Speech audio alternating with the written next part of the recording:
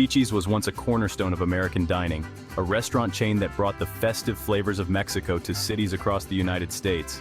It wasn't just a place to eat, it was a destination for celebrations, a name synonymous with chimichangas, margaritas, and good times. But how did a brand so deeply ingrained in the dining culture of the 1980s and 1990s find itself completely erased from the American restaurant landscape? The rise and fall of Chi-Chi's is a cautionary tale of rapid expansion, shifting consumer preferences, corporate mismanagement, and one huge disastrous public health crisis. And I'll reveal how one person is now trying to bring it back from the brink of obscurity. But don't forget to like and subscribe for more business and financial tips, strategies, and stories. It also helps the algorithm. Chi-Chi's was founded in 1975 by Marno McDermott, a real estate developer, and Max McGee, a former Green Bay Packers player in Richfield, Minnesota. McDermott had a personal connection to Mexican culture, as his wife was of Mexican descent, inspiring the creation of the restaurant. The timing could not have been more perfect. The American palate was evolving, with diners seeking out exotic and flavorful cuisines. Mexican food in particular was becoming increasingly popular, with the number of Mexican restaurants in the U.S. growing by 44% between 1970 and 1980. According to industry data. However, these establishments were largely small, family-run taquerias and a handful of regional chains. Chi-Chi's sought to fill a gap in the market by introducing a polished, accessible Tex-Mex dining experience to middle-class America. Its vibrant, festive atmosphere was a stark contrast to the fast food offerings of Taco Bell or the no-frills approach of traditional taquerias.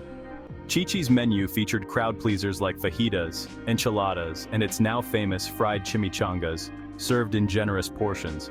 Margaritas, which were quickly gaining popularity in the U.S., became a signature offering, solidifying Chi-Chi's reputation as a place to unwind and celebrate. By 1986, Chi-Chi's was generating over $300 million in annual sales and operating more than 200 locations across the United States. It also expanded internationally, opening restaurants in Canada, the Middle East, and Europe. The chain's success was no accident. Chi-Chi's branding was carefully crafted to evoke the feeling of a Mexican fiesta, with vibrant decor, lively music, and colorful menus that transported diners to what felt like a celebration south of the border. This branding struck a chord with middle-class families looking for an affordable yet indulgent dining experience. Advertising campaigns, complete with catchy jingles and taglines like "When you're here, you're having fun," helped cement Chi-Chi's place in American dining culture. During the 1980s, Chi-Chi's became synonymous with celebrations, from birthdays to casual Friday night outings, and its popularity soared. However, the seeds of Chi-Chi's eventual downfall were already being sown during these boom years. One of the first significant cracks in the brand's foundation was its overly aggressive expansion strategy. Chi-Chi's rapid growth often prioritized quantity over quality, with locations popping up in markets that lacked sufficient demand for Tex-Mex dining. Between 1985 and 1990, the chain was adding an average of 40 new locations annually. This pace of expansion stretched the company's resources thin, leading to operational inefficiencies and inconsistent customer experiences. Many new locations failed to reach profitability, dragging down the overall financial health of the chain.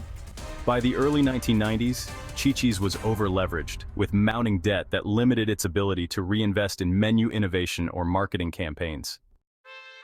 As Chi-Chi's grappled with the challenges of its rapid expansion, the American dining landscape was undergoing significant changes. By the late 1990s, consumer preferences were shifting toward fresher, healthier, and more customizable dining options. The emergence of fast casual chains like Chipotle and Qdoba provided diners with an updated take on Mexican cuisine, emphasizing fresh ingredients, transparency, and sustainability. Chipotle, founded in 1993, was a direct contrast to Chi-Chi's, offering simple, customizable meals with a focus on quality. By 2000, Chipotle had grown to over 100 locations, demonstrating the growing demand for fast casual options. In contrast, Chi-Chi's menu began to feel outdated, relying heavily on fried foods, cheese-laden dishes, and sugary margaritas. While these indulgences had been a draw in the 1980s, they no longer resonated with younger, health-conscious consumers. According to a 2001 survey by the National Restaurant Association, 74% of diners expressed a preference for healthier options when dining out, a trend that Chi-Chi's failed to capitalize on. Its competitors, meanwhile, were adapting to these preferences, leaving Chi-Chi's struggling to remain relevant. Corporate mismanagement compounded these issues. In 2002, Chi-Chi's was acquired by Prandium Inc., a parent company already grappling with its own financial difficulties. The acquisition did little to revive the brand. If anything, it accelerated its decline. Under Prandium's ownership, Chi-Chi's struggled to maintain its identity, with marketing campaigns growing stale and uninspired. Efforts to modernize the menu or refresh the brand were either insufficient or poorly executed. Quality control issues became increasingly apparent, with numerous reports of declining food and service standards. By the early 2000s, Chi-Chi's revenue was shrinking rapidly, and the chain was losing market share to both fast casual upstarts and established competitors like Chili's and Applebee's. The final blow came in 2003, when a devastating public health crisis sealed Chi-Chi's fate. A hepatitis A outbreak was traced to contaminated green onions served at a Chi-Chi's restaurant in Beaver County, Pennsylvania. The outbreak, which remains one of the largest foodborne illness incidents in U.S. history, sickened over 650 people and resulted in at least 4 deaths.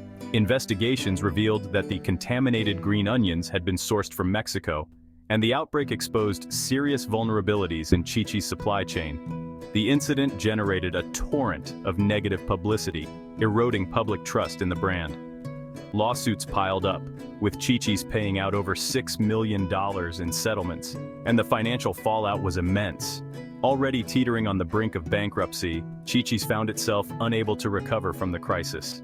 In 2004, the company filed for bankruptcy and began closing its remaining locations in the United States. What could Chi-Chi's have done differently to avoid its demise? For starters, a more measured approach to expansion might have allowed the chain to focus on building a strong foundation in key markets.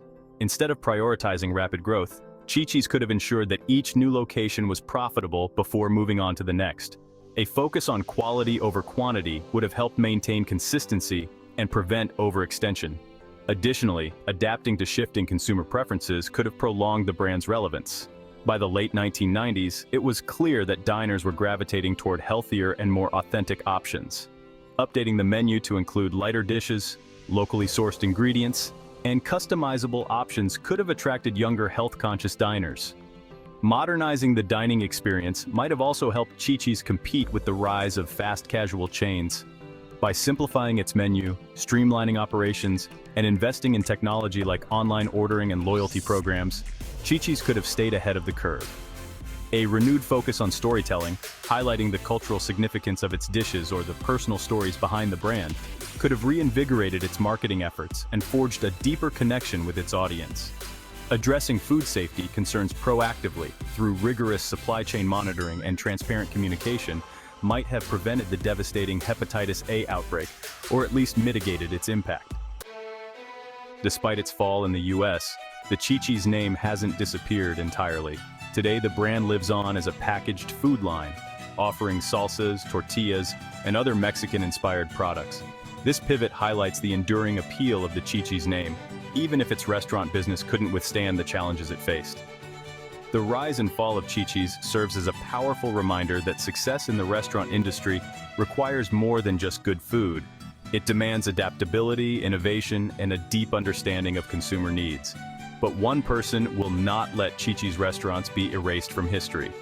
Michael McDermott, son of the chain's founder, Marno McDermott, has secured the rights to the iconic restaurant name from Hormel Foods. He is determined to open new restaurants as early as 2025.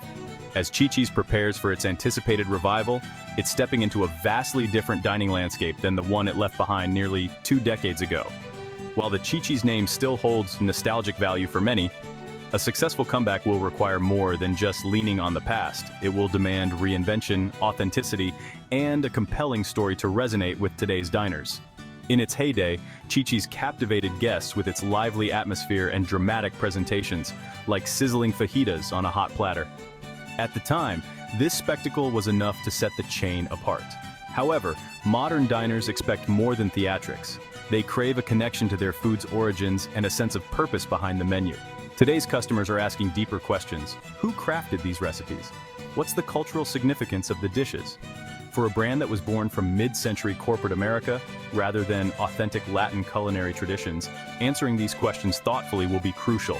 Despite these challenges, Chi-Chi's possesses significant strengths that could fuel a successful revival. Nostalgia is a powerful force, especially in an era where consumers are eager to revisit the comforts of their childhood. For many, Chi-Chi's evokes memories of family dinners, festive celebrations, and unforgettable moments under oversized sombreros. The brand represents a specific slice of the past that few other restaurants can replicate. This emotional connection could serve as a strong foundation for rebuilding the business. All eyes will be on how Chi-Chi's navigates this second chance. Will it lean into its nostalgic charm while adapting to modern tastes, or will it struggle to find relevance in a crowded and competitive market?